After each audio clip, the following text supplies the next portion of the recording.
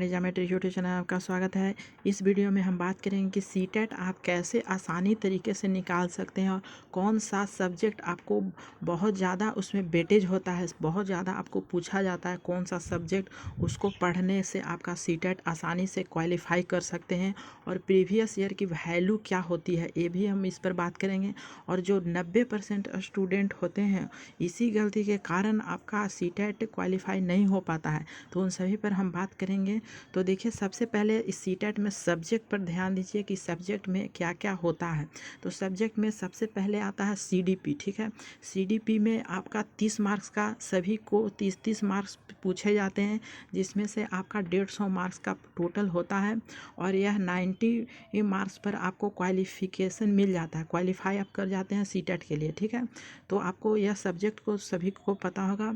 तो सीडीपी में आपका 30 मार्क्स होता है ईवीएस में, और मैथ, हिंदी और संस्कृत, या आप इंग्लिश ले सकते हैं। ठीक है, तो यह आपका 5 सब्जेक्ट है। तो सब्जेक्ट तो हम देख लिए, लेकिन वेटेज सबसे ज़्यादा हाई किस पर आता है वो हम लोग देखते हैं। तो देखिए यहाँ पे कि सीटेट एक बार में ही आप क्रैक कर सकते हैं, लेकिन आपको वो पता होना चाहिए मेन पॉइंट कि क्या करने से आपको सीटेट क्वालिफाई कर सकते हैं। ठीक है, तो देखिए यहाँ पे आपको टाइम मैनेज भी करना सीखेंगे और कैसे होता है ये भी हम लोग देखेंगे। तो देखिए यहाँ पे आपका बाल विकास एवं शिक्षा शास्त्र, तो यहाँ पे 90 मार्क्स आपका सिर्फ सीडीपी या इसी को पैडागोजी कहा जाता है। तो यह 90 मार्क्स का पूछा जाता है, 90 मार्क्स। तो देखते हैं कैसे कैसे पूछा जाता है। तो हमने सभी को विभाजित किया है कि सभी से 30 मार्क्स पूछे जाते हैं। तो सीडीपी में यह 30 मार्क्स तो है ही, और ईवीएस में 15 मार्क्स है। 15 मार्क्स आपका पैडागोजी और 15 मार्क्स जनरल, मीन्स आपका ईवीएस का जो एनसीईआरटी बुक होता है वो क्लास 3, 4 और 5 से, उससे 15 मार्क्स का पूछा जाता है। ठीक है, अब हिंदी में भी आपका क्या है, हिंदी में भी आपका पैडागोजी है और 15 मार्क्स क्या है, जनरल है, मीन्स गद्यांश और पद्यांश पूछा जाता है। संस्कृत में भी आपका पैडागोजी है और यहाँ से भी गद्यांश और पद्यांश पूछा जाता है।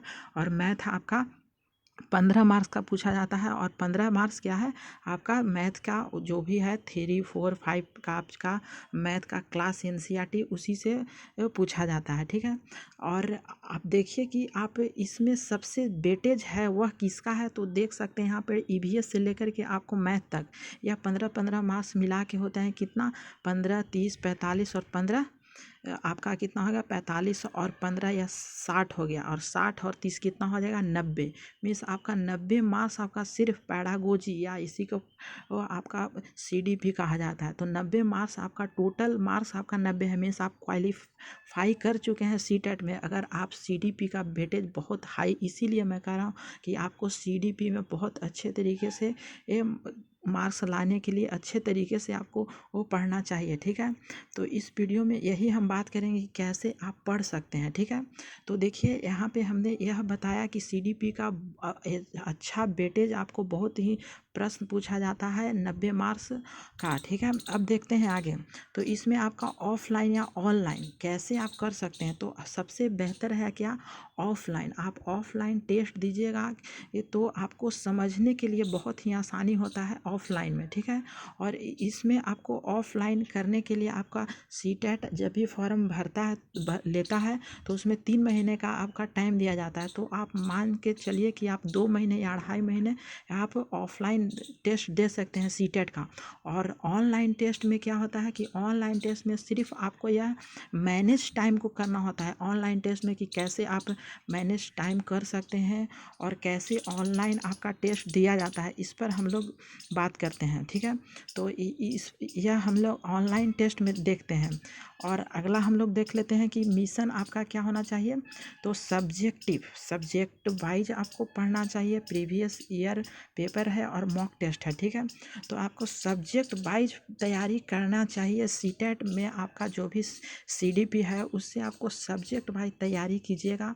तो सबसे वेटेज हमने बताया कि आपको और सीडीपी से बहुत ही आपको अच्छे तरीके तरीके से हर एक पॉइंट, हर एक टॉपिक को आपको अच्छे तरीके से करना होगा, जिससे आपको क्वालिफाई हो सकते हैं सीटेट, और बहुत आसानी से हो सकते हैं, क्योंकि हमने खुद सीटेट पास किया है। तो यह हमें भी अनुभव है कि कैसे सीटेट पास किया जाता है। और प्रीवियस ईयर तो आप लेना मत भूलिएगा, क्योंकि इससे ही आपको पता चलेगा कि प्रीवियस पेपर्स किसी का भी बुक्स ले सकते हैं आप, अरिहंत का ले सकते हैं या RS अग्रवाल का ले सकते हैं प्रीवियस पेपर।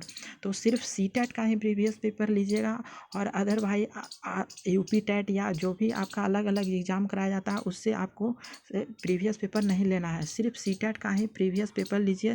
2011 से जो अब तक हुआ है उन सभी का प्रीवियस पेपर आप अच्छे तरीके से ले लीजिए, जिससे आपको वो आसानी होगी कि कैसे क्वेश्चन किया जाता है और कैसे इस पर हल किया जाता है, कैसे बनाया जाता है। और CDP में हमने बात किया कि उसमें आपको पॉइंट सिर्फ याद करना होगा, जिससे आपको सीटेट अच्छे तरीके से हो जाएगा, ठीक है।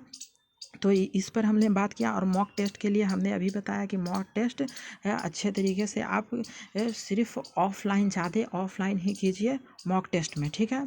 और हमारे सभी शिक्षक भर्ती के लिए प्लेयर लिस्ट भी है, आप वहाँ से भी देख सकते हैं। जो हमने पैडागोजी लेक्चर क्लास भी देख रखा है बहुत से, तो वहाँ आपको लिंक भी मिल जाएगा। और टेलीग्राम में जुड़िए, जिससे आपको नोट्स भी मिलेगा, और नीचे लिंक दिया हुआ है उससे आप जुड़ सकते हैं। तो thank you for watching this video.